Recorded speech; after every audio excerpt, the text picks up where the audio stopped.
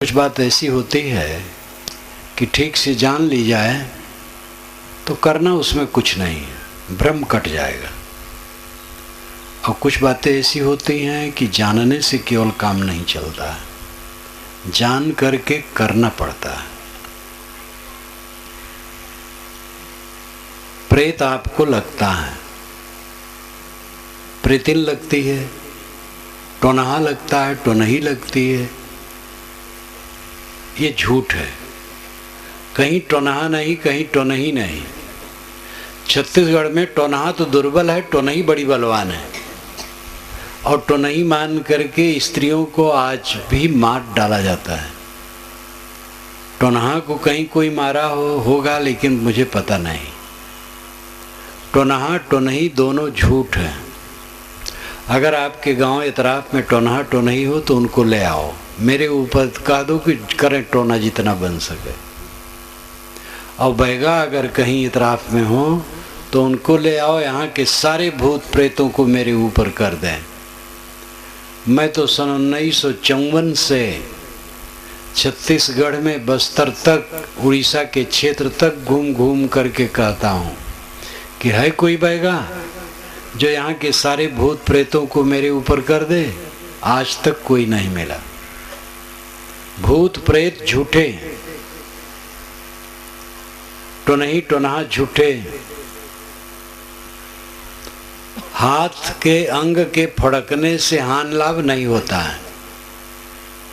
स्त्रियों का बायां और पुरुषों का दायां फड़कने से लाभ है, और स्त्रियों का दायां और पुरुषों का बायां फड़कने से हानि की कल्पना झूठी है। वायु विकार से अंग फड़कते हैं और उससे कोई हानि लाभ नहीं होता है।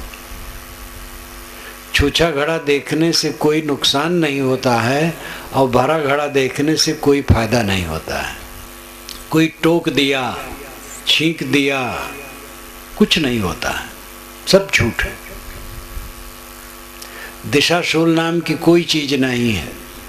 कहते हैं मंगल बुध उत्तर जाओगे तो काल है, लेकिन मंगल बुध को भी धमतरी से और बालोद से रायपुर और दुर्ग के लिए बसें और ट्रेनें छूटती। और गुरुवार को दक्षिण जाओ तो मौत है, गुरुवार को उधर से छूटती है। कुछ नहीं होता है। दिशाशूल कुछ नहीं है, योगिनी कुछ नहीं है। लगन मुहूर्त भ्रम है। लड़की लड़का का शादी करने को हो, दोनों को देख लो, जांच लो, समझ बूझ लो, और ठीक टाइम जब हो, आपको सुविधा हो, खेती बाड़ी से छुट्टी हो या जैसे भी हो, तब तय कर लो और कर लो बस। कोई लगन मुहूर्त नहीं, सब दिन लगन मुहूर्त है। सारी दिशाएं मंगल हैं, सारे दिन मंगल हैं। शनिश्चर नुकसान नहीं करता है, कोई दिन नुकसान नहीं करता है, कोई दिन फायदा नहीं, सब बराबर है। सारी जमीन पवित्र है, सारी दिशाएं पवित्र हैं। अपने को पवित्र करो। आपके ऊपर कोई देवी देवता तैरता नहीं है जो आपके ऊपर कूद पड़े और तकलीफ दे। वायव्य शक्तियों की कल्पना सब निरर्थक है।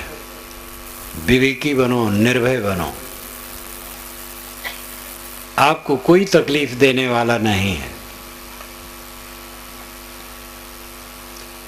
हमें जो तकलीफ होती है वो हमारी गलतियों से होती है।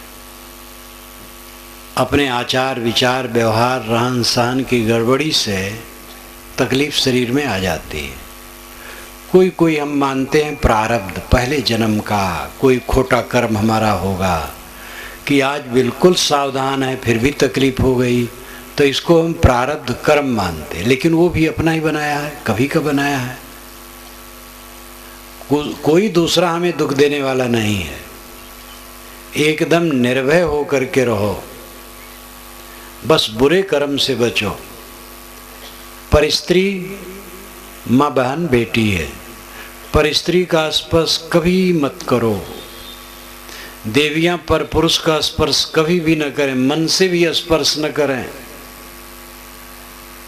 और इसीलिए मैं कहता हूं साधु गुरु का भी स्पर्श करने स्त्रियों को जरूरत नहीं है, उनका चरण स्पर्श करने की कोई आवश्यकता नहीं। अलग से बंदगी करें, विचार सुनें, आचरण करें।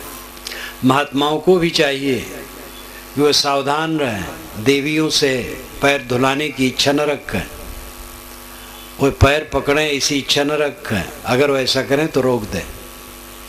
देवियां पुरुष मात्र से परहेज रखें और देवता पराई स्त्री मात्र से परहेज रखें।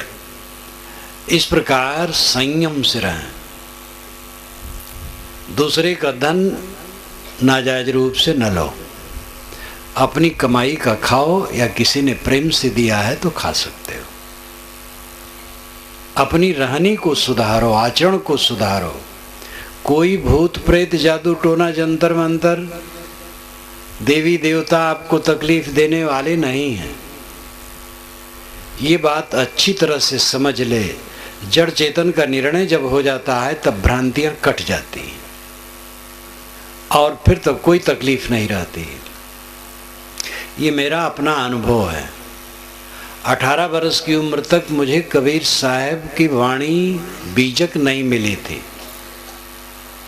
कबीर साहब को सुना था, उनका भजन सुनता था, ये सुनता था कि कबीर साहब बहुत बड़े संत हुए हैं, उनका जोड़ा कोई नहीं हुआ है। जहाँ मैं जाता था चर्चा हो तो कबीर की बड़ाई तो सुनता था, लेकिन कबीर पंथ होता है ये नहीं जानता था और बीजक नहीं जानता था। मुझे भूत प्रेत लगते थे, ब्रह्म राक्षस लगता था। भूत प्रेतों में भी वर्ण व्यवस्था है। जब ब्राह्मण मरता है तो ऐसा प्रेत होता है, वहाँ भी वो ब्राह्मणे रहता है, तो उसको ब्रह्म राक्षस कहते हैं। ये सब कल्पना करके गढ़ लिए हैं। तो मुझे एक ब्रह्म राक्षस, एक चुड़ैल यानी प्रेतिन और एक प्रेतिन लगते थे और मुझे तकलीफ होती थी। तो एक पंडित आते थे जो विद्वान थे, भागवत कथा भी कहते थे लेकिन बैगा भी थे, झाड़ते थे, तब अच्छा होता था क्योंकि भावना रहती थी वैसी। इतने में कबीर साहब के सिद्धांत के संत मिलने लगे तो बात करने लगा और मैं राम कृष्ण विष्णु शिव ये चार की उपासना में खूब डूबा था और मैं रोता था एकांत में कि हे भगवान कब दर्शन दोगे। कबीर साहब की वाणी मिली तो बड़ी चौंक हुई। जितना मैं मानता उसमें बहुत चीज इसमें कटती है, लेकिन मुझे चेष्टा जगी कि ये संत जो कहते हैं बहुत लॉजिक कहते हैं, तर्कपूर्ण कहते हैं। तो सुनने लगा, प्रश्न करने लगा। फिर कहा भाई कबीर साहब का मूल ग्रंथ क्या, तो बीजक बताए। तो एक भक्त ने बीजक दिया मूल, तो समझ में नहीं आवे। तो कहे टीका, तो कहे टीका है। तो खोजते खोजते मुझे एक कबीरपंथी मठ पर टीका मिली त्रिज्या पूर्ण साहब की, तो ले लिया उसको। तो उसको सदैव हाथ झोरे में रखे रहता था, कहीं भी रहूं खूब पढ़ता था। उसमें दिमाग तो टकराता था, लेकिन 3 महीने में हमारे सारे भ्रम कट गए। तो भूत प्रेत प्रेतिन ब्रह्म राक्षस सब बोरिया बिस्तर बांध के चले गए, क्योंकि कहीं थे तो है नहीं। मन में भ्रम था और परेशान रहता था। भ्रम कट गया, बस खत्म हो गया मामला। तो मेरा अपना अनुभव है कि उसमें मुझे कोई साधना नहीं करनी पड़ी, समझ लिया और भ्रम कट गया और वो गर्दा गुब्बार शांत हो गया।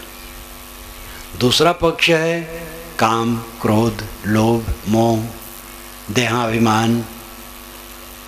इसको समझ करके साधना करके तब इसका रोग कटता है।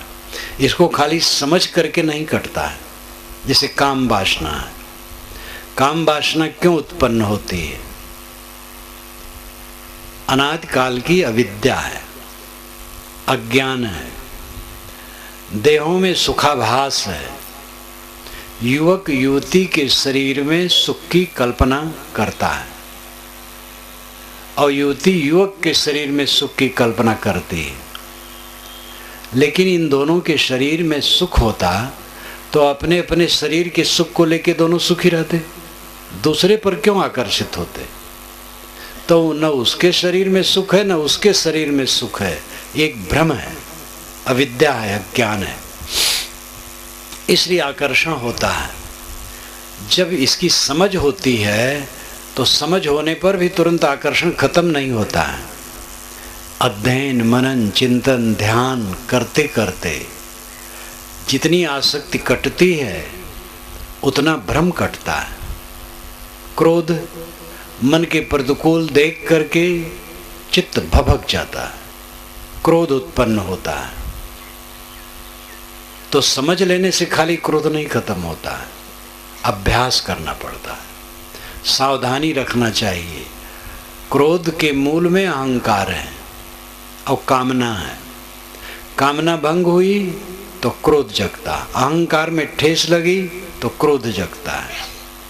तो अपने अहंकार और कामना को परखे। मन में अहंकार आए तो उसको कुचले, कामनाएं जगें उसको शांत करे। अपनी कामना को, अहंकार को धीरे धीरे सुबस करे तो क्रोध घटेगा, एक लागे नहीं मिटेगा, करते करते मिटेगा। लोभ, मोह, मोह प्राणी पदार्थों में जहाँ अपना माना जाता मोह होता है।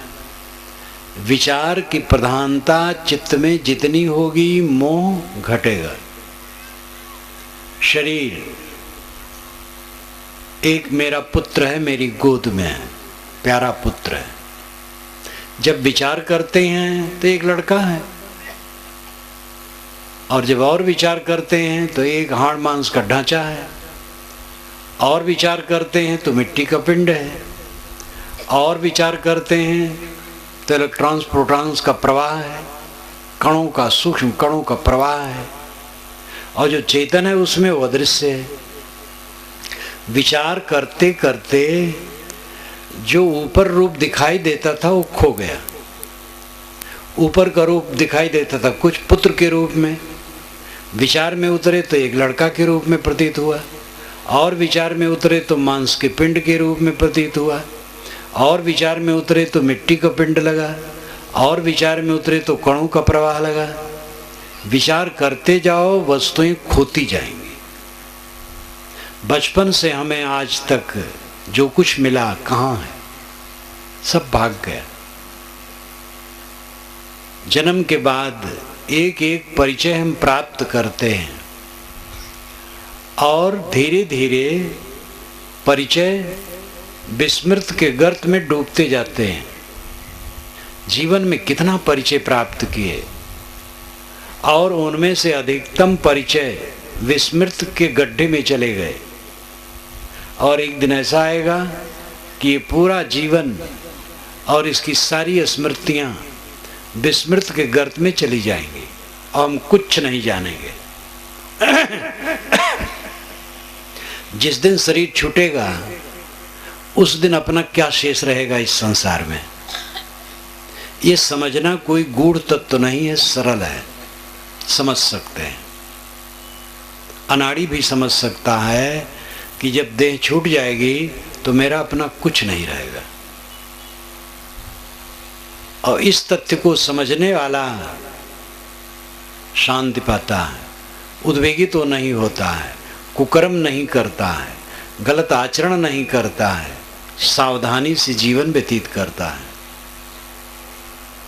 भ्रांतियां समझ लेने पर उड़ जाती हैं, लेकिन वासनाएं समझने मात्र से नहीं उड़ती हैं। मोह, ममता, आसक्ति ये समझने मात्र से नहीं उड़ती हैं, इसके लिए साधना की आवश्यकता होती है। इसलिए हर स्त्री पुरुष को चाहिए कि 24 घंटे में 1 घंटा, आधा घंटा अकेले में बैठे, 1 बार 2 बार अकेले में बैठे, ज्ञान के ग्रंथ पढ़े और उनमें प्राप्त विचारों से अपने चित्त को शोधे, और ये देखे कि पहले के सारे कुविचार आज कितने हैं, कितने मिटे। कुविचार बढ़ तो नहीं गए, सुविचार घट तो नहीं गए। व्यापार में सफलता मानी जाती है जब उत्तरोत्तर धन बढ़े। 1 लाख रुपया लेके कोई व्यापार शुरू किया, कुछ महीने में 80,000 उसके पास रह गए, कुछ महीने में 60, 50, 40, 30 घटता गया और शून्य हो गया, तो ये व्यापार असफल है। मूल 1 लाख बना रहे और आमदनी कुछ बढ़ती जाए, थोड़ी थोड़ी बढ़े लेकिन बढ़ती जाए, तब व्यापार सफल है। हमारा जीवन सबसे बड़ा व्यापार है और ये घाटे में चलता है। व्यापार जो बाहर का व्यापार है उसमें बहुत लोग सफल हैं, कुछ लोग असफल होते हैं और सब सफल होते हैं, क्योंकि कभी असफल हुए तो फिर सफल हो जाते हैं। लेकिन जीवन व्यापार में तो सफल होता हुआ बहुत दुर्लभ आदमी है। जीवन व्यापार में वह सफल माना जाएगा जो निरंतर प्रसन्न हो, निर्भय हो, आनंदित हो, आत्मसंतुष्ट हो, तृप्त हो, क्लेश रहित हो, उद्वेग शून्य हो, वो सफल माना जाएगा। बचपना में प्रसन्नता रहती है लेकिन अबोध रहता है। बचपना का गुण है प्रसन्नता, सरलता, और दोष है अबोध, तनिक तनिक बातों के लेकर रोना। लेकिन सरलता उसका गुण है, सरल रहता है इसलिए प्रसन्न रहता है। जवान होने पर अबोध मिट जाता है, समझदारी बढ़ जाती है, लेकिन उसकी सरलता घट जाती है, काइयाँ हो जाता है, चालाक, बेईमानी बदमाशी शुरू, एक एक दुर्व्यसन शुरू, गुटखा खाना शुरू कर दिया, पान खाना शुरू कर दिया, तम्बाकू चबाना शुरू कर दिया। गुड़ाखू तो इतनी बुरी तरह से लोग प्रयोग कर रहे हैं, कई जगह रास्ते में चलते रगड़ रहे हैं, अनेक बार रगड़ रहे हैं। देवियां भी इसमें लिप्त हो गई, कोई देवियां ध्यान दें, कोई गुड़ाखू न छुएं, किसी नशा का सेवन न करें। जवानी आई, एक एक खुराफात जीवन में शुरू हुई, लेकिन फिर भी जवानी में शरीर स्वस्थ है, खाना पीना खूब जम के खा लिया, पच जाता है, भोग भाग कर लिया, अधेड़पन आया, अब उसके ऊपर जिम्मेदारियां बढ़ी, बच्चे जवान हो गए, अब वह अपने महसूस होता है कि वे बात नहीं मानते, चाहे वो बात मानते हो लेकिन हमारे अहंकार से प्रतीत होता है वो नहीं मानते। तो क्लेश शुरू होता है, प्रौढ़ावस्था में क्लेश शुरू होता है बाल बच्चों को लेकर। जिनके बाल बच्चे नहीं हैं वो तो ये झंकते हैं कि हमें बाल बच्चे नहीं, और जिनके हैं वे और दुखी हैं। अवध क्षेत्र में कहावत कहते हैं, राण रोवें शेर शेर, अहिबाती रोवें दुई दुई शेर। विधवा 1-1 किलो रोती है और पति वाली 2-2 किलो रोती है। राण रोवें शेर शेर, अहिबाती रोवें दुई दुई शेर। जिनके लड़के नहीं वो यही रोते हमारे लड़के नहीं है, जिनके लड़के हैं वो और रोते हैं। उनको तो इतनी बेचैनी कितने लोगों को है कि कहाँ रहे, घर में छोड़ करके चले जाए तब ठीक है। तो इस प्रकार आदमी प्रौढ़ावस्था में काफ़ी क्लेश का अनुभव करने लगता है, और उसमें मूल है उसका अहंकार। लड़के जब जवान हो गए तो जैसे बच्चे थे वैसे तो नहीं रहेंगे, वैसे सरल, वैसे आपसे आके लिपट जाएं और वैसे सब व्यवहार करें, बड़ा मुश्किल है। अब उसकी पत्नी आ गई है, वो कान में भरती है तेल, उसको सुनना पड़ता है, सुनते सुनते मन और थोड़ा बिदकता है, फर्क पड़ता है। अपनी जवानी का रंग कुल मिला करके लड़कों के मन में फर्क आएगा, तो उसको नज़रअंदाज कर देना चाहिए। लड़कों को टोके ना, उसके पीछे पड़े ना, वे खुश रहें बस। बहू बेटे खुश रहें, आप अपने विवेक से खुश रहो। बहू बेटे जो आज्ञा माने धन्यवाद दो, ना आज्ञा माने तो भी धन्यवाद दो। सेवा करें धन्यवाद दो, न सेवा करें तो भी धन्यवाद दो। बहुएं आती हैं तो सास अपने बहू की 4 घर प्रशंसा कर आती है, कुछ ही दिन में निंदा शुरू करना करती है। बहू की बुराई करती है। बेटी का तो बड़ा प्यार और बहू के लिए तिरस्कार। लेकिन माताएं ध्यान दें, उनके बुढ़ापा में उनकी बहुएं सेवा करेंगी, बेटी नहीं। आप अपनी बेटी को यही चाहते हैं कि जहाँ जाए वो बेटी मानी जाए। आपकी बहू किसी की बेटी है तो उसको बेटी मानो। इसलिए सास को चाहिए बहू को बेटी माने, प्यार दे, तब उसका बुढ़ापा सुखद होगा। जो बहू अपने सास को कष्ट देगी तो उसकी बहू उसको कष्ट देगी। ये तो दुनिया में लगा है। इसलिए अपने ही सुख के लिए हमें मर्यादा का पालन करना है। बहू बेटे खुश रहें, इतना ही ध्यान रखो। अपने लिए कुछ न सोचो, निष्काम, तब सुखी रहोगे। प्रायः माँ बाप यही सोचते हैं कि कलयुग का जमाना है। कहते मैंने सुना, मैंने पैदा किया, बड़ा किया, पाला पोसा, सब कुछ किया, एक बाहर से लड़की आई, उसी का गुलाम हो गया लड़का। अरे भाई, आप भी तो बाहर की लड़की हो, आपका गुलाम आपका पति हो गया था, तो आपका लड़का भी अपनी बहू गुलाम हो गया तो क्या नुकसान किया? वही कलयुगी नहीं, आप भी कलयुगी हो। अगर आप यही अर्थ मानो तो आप भी कलयुगी हैं। इसलिए दूसरे को कलयुगी कहना तो सरल है, अपने कलयुग को समझ पाना बड़ा मुश्किल है। कुल मिलाकर के क्षमा, गम, संतोष से सुख होगा। प्रौढ़ावस्था में तकलीफ बढ़ जाती है, बिला वजह की चिंता, धन की चिंता। धन है, खाते हैं रोज, लेकिन चिंतित हैं कि क्या खाएंगे। मालूम होता है हमारे जो बच्चे होंगे, वो बच्चे के बच्चे होंगे, उनके हाथ पैर नहीं होंगे, इसलिए उनके लिए बहुत ज़्यादा धन जमा करना चाहिए। सभी के हाथ पैर होंगे, जो भूखे होंगे वे हाथ पैर मारेंगे, कमाएंगे, वो खाएंगे, क्यों चिंतित हो? ये पक्षी देखो, सुबह कैसा बोलते हैं। मैं जहाँ से आया हूँ, जिस दिन चला, सुबह ही 3 बजे उठ जाता हूँ, निवृत्त होकर के उसके पश्चात घूमने निकला। सुनसान 3-4 बजे के बीच में तो कितना सुनसान रहता आप जानते हैं। चला गया मिलो, पक्षी, एक एक किस्म के पक्षी टिटकोरी मार के बोल रहे हैं मगन, और बराबर बोलते चले जा रहे हैं। तो मैंने अपने साथी से कहा, देखो ये पक्षी प्रसन्न है तब ऐसा बोलते हैं, प्रसन्न न हो तो बोल नहीं पाएंगे। प्रसन्न है, और उनके न कपड़ा है शरीर पर, न घर है, न कुछ संग्रह है, एक पौधा की टहनी पकड़ करके बैठे हैं, बस वही गद्दा है, वही गलीचा है उनका, वही बिस्तर है, और खूब मगन होके बोल रहे हैं।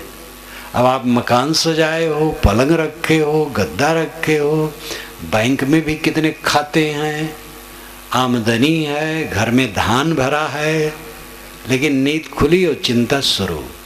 पक्षी की तरह बोल नहीं पाओगे, हंस नहीं पाओगे। आदमी उठता है सुबह तो मालूम होता बीमार है। कुत्ते, आवारा बेचारे कुत्ते सड़क में पड़े हैं और सुबह उठ करके दौड़ते हैं, व्यायाम करते हैं। एक कुत्ता दूसरे कुत्ते से लिपट करके विनोद करता है, प्रसन्न है। अब आप रो रहे हैं, नींद खुली और रोना शुरू। रोते रोते आदमी जन्मता है, शिकायत करते करते जीता है, और पछताते पछताते मरता है। ये मनुष्य के व्यापार, मनुष्य के जीवन के व्यापार का दिवाला पिट जाना है। रोते रोते जन्मना तो प्रकृति का विधान है। केवल एक आदमी है जो रोते रोते जन्मता, और कोई रोते नहीं जन्मता है। और ये जन्मते ही रोता है और घोषणा करता है कि मैं रोने के लिए जन्मा हूँ, और फिर जीवन भर रोता है। कभी पत्नी से नाखुशी, कभी पति से, कहीं पुत्र से, कहीं पिता से, कहीं भाई से, कहीं किसी से, हर समय रोना, हर समय रोना, हर समय शिकायत, शिकायत रोना है। अंत में बुढ़ापा में पछताते पछताते आदमी मर जाता है। क्या जीवन है? हल्का फुल्का बनो। सच्चा आनंद बहुत सस्ता है, और नकली आनंद बहुत महंगा है। सच्चा आनंद, नकली आनंद। नकली आनंद काम भोग, काम भोग क्षणिक है, फिर क्लेश, पछतावा, छींटता, मलिनता। असली आनंद क्या है? सुंदर विचार, निर्मल मन, काम वासना दूर। बहुत सस्ता है, किसी की जरूरत नहीं। पुरुष है उसके मन में वासना जगी तो नारी चाहिए, नारी है उसके मन में वासना जगी तो पुरुष चाहिए। और इस प्रकार मिलना भी बहुत सब समय सहज नहीं, और मिले भी तो विघ्न है। फिर अपना शरीर जब ढल गया तो कुल बेकार हो जाता है। अंत में बीमार होके, रोगी होके, गल के, बिलबिला के तो छोड़ना ही पड़ेगा। तो महंगा भी है, मिलना भी मुश्किल है, और मिले भी तो उसका परिणाम भी तकलीफ है। ये सुंदर विचार में रहना, वासना को दूर रखना, प्रसन्न रहना बहुत सरल है, चाहिए ही नहीं। न किसी स्त्री की जरूरत, न किसी पुरुष की जरूरत, परतंत्रता है ही नहीं है। क्रोध आया, लड़ पड़े, पकड़े गए, जेल में गए, मुकदमा चल रहा है, कितना कष्ट है। कोई कुछ कह दिया, चुप सह लिए, कितना सरल है। सहना बहुत सरल है, लड़ना बहुत महंगा है। और मुकदमा लड़ते लड़ते कितने लोग जिंदगी भर मुकदमा लड़ते हैं, मुकदमा छोड़ते नहीं हैं। ऐसे मुकदमेबाज हैं कि अपना मुकदमा ना हो तो दूसरे मुकदमा लड़ने के लिए लेते हैं, और जिस दिन कोई तारीख ना हो कचहरी में वैसे घुमाते हैं। ये महामानस रोगी होते हैं। मुकदमा अभिशाप है, मुकदमे से बचो, लड़ने झगड़ने से बचो। सहना सरल है, लड़ना सरल नहीं है। सास बहू लड़ रही हैं और गम खा लें तो सरल है। कोई एक बोला, दूसरा चुप रहा, सरल है। एक लड़की ससुराल से लौटी पहली बार, तो माँ ने कहा, बेटी तेरी सास कैसी है, ससुर कैसा है, पति कैसा है, देवर जेठ कैसे हैं? तो कहा कि माता सब अच्छे हैं, सास बहुत लड़ाकू है। तो कहे, अच्छा मैं ताबीज करवा दूंगी भभूत, और अब नहीं लड़ेगी। तो उसने सुनार से ताबीज बनवाई और झूठा मूठा करके कहा कि इसमें मैंने दुआ करवा दिया है, भभूत डाल दिया है, इसको ले जाना। जब तेरी सास लड़ने लगे तो इसको मुंह में लेके दांत से दबा लेना, और जब तक वो बोले तब तक मुंह खोलना नहीं, खोलोगी तो अंधी हो जाओगी। जब वो बोलना बंद कर दे तब ताबीज को रख दो, और जब फिर बोलना कभी शुरू करे तब फिर दबा लो, यही काम करो। तो यही वो काम करने लगी। तो सास ने देखा कि 4 बार हो गया लड़ते हुए, कुछ नहीं बोलती है, तो वो भी चुप हो गई। एक हाथ से ताली नहीं लगती, दोनों हाथ लगाने से ताली लगती। सह लेने में बड़ा सरल है, झगड़ने में बहुत मुश्किल है। लोग कहते हम सह नहीं सकते हैं, लड़ गए, मारपीट कर लिए। मारपीट कर लिए तो क्या हुआ? पुलिस लेके जेल में डाल दी, जमानत से छूटे, मुकदमा चल रहा है। अब गवाही, साखी, सफाई के लिए दौड़ रहे हैं, पुलिस की चोरी कर रहे हैं, पैसा खर्च कर रहे हैं, सह रहे हैं, खूब सह रहे हैं। पहले सिर झुका लेना था, थोड़ा सह लेते तो ये सब झंझट न पड़ती। सहना सीखो, सहना सस्ता है, लड़ना सस्ता नहीं है। भोग सस्ता नहीं है, त्याग सस्ता है। जो आप चाहते हो वो खाने को मिले, कहाँ मिलेगा? पता नहीं आप क्या क्या चाहते हो। बर्फ को भून करके खाना चाहते हो, कैसे खा पाओगे? अचंभव चीज, असंभव चीज चाहते हो, कैसे मिलेगा? लेकिन कुछ चाहना ही नहीं है। भोजन करने बैठे तो इतना ही ध्यान दिए कि स्वच्छ हो, सुपाच्य हो और संतुलित हो। भोजन में 3 गुण चाहिए। वो स्वच्छ हो, सफाई से बनाया गया हो, और बेईमानी कान न हो, बेईमानी बदमाशी करके छीन करके न लाया गया हो, अपने मेहनत का हो या किसी ने प्रेम से दिया हो, और उसको स्वच्छता से बनाया जाए।